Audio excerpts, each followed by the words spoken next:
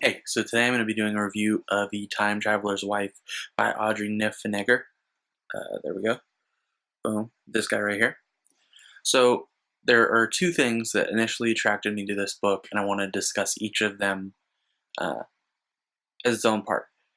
The first aspect that attracted me was that it's a love story, and I'm a sucker for a good love story.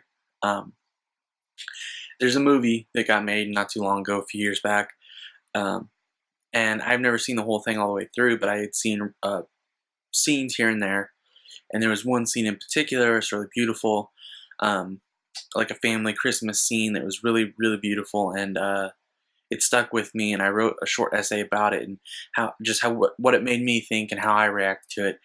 But anyway, because of that, the title had always stuck in my head, and I see it every time I walk through the bookstore.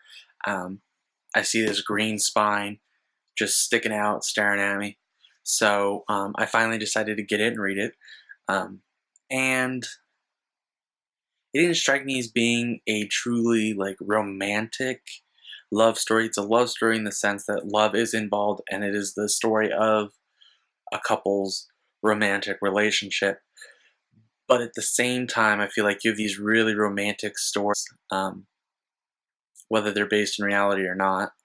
And this didn't was missing some of those elements. I really couldn't relate to Henry. I mean, part of it is that he travels through time, so no one can relate to that. But the other part is that he's kind of an ass for the majority of the novel, and he's kind of selfish. And it's also a little creepy. There are some problems that get brought up because of the time travel. Um, for instance, Claire, the wife, his wife, will be like 6 years old, and he will travel back in time as his 40-year-old self and run into her. And so throughout her whole childhood, she keeps hanging out with this guy who knows that in the future they'll be married. Um, but that's kind of weird because, uh, is it really up to her that they get married, or is it just because she's been told they were married her entire life? But anyway, I mean, he doesn't straight up tell her that when she's 6 years old, but there's some problems like that that are brought up, and I think that's part of inherently the nature of the story. Like, is that a problem or not?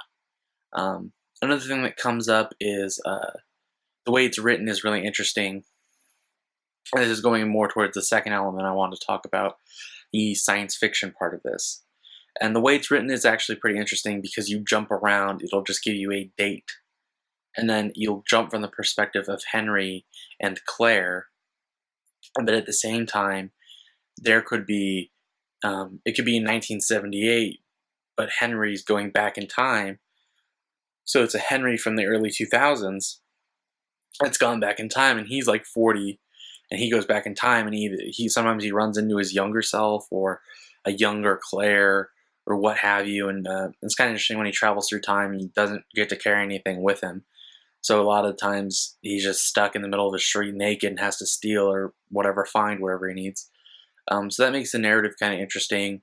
That it's kind of broken up, and you kind of circle back around to important events, and you see them from several different perspectives, whether it's from Claire's perspective, then Henry's perspective, and then another Henry's perspective, and then much later on you get like an adult Claire's perspective. So that's kind of interesting, and you don't always see the same um, moment from the same person's perspective. But the other part of it, the sci-fi element that kind of attracted me because of time travel, is really completely glossed over. So it's not really part of it at all. They don't really explain how he's time traveling, other than it's some kind of genetic disorder, but that doesn't make any sense, and that's all they ever say. They don't explain why he would travel back in time or how that works. And he can travel forwards in time, but it doesn't happen that often. And the reason why it doesn't happen is also kind of like weak. Um, and it also kind of doesn't make sense because neither one of his parents have it. And so if it's genetic, you would think they would have it, but because it talks about how there's a chance that if he has a kid that they could have it.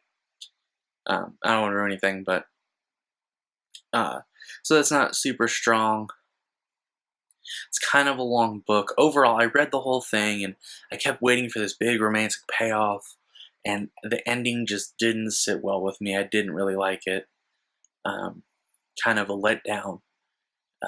So, in my opinion, I would just watch the movie. Probably going to get the same amount of feeling from it, and you don't have to invest all the time to read it. It's a slightly long novel that's like 500 pages or so. So it can be an investment in time depending on how often you read. So I would definitely just check out the movie unless you really just want to. There's some good writing and there's some interesting little characters and aspects of just the way to tell a story about someone who jumps around in time. So if you're interested in that sort of thing, I'd pick it up. But overall, it was okay. It was just okay for me. I'm sure there's some people who loved it, but anyway, until I see you again, enjoy life.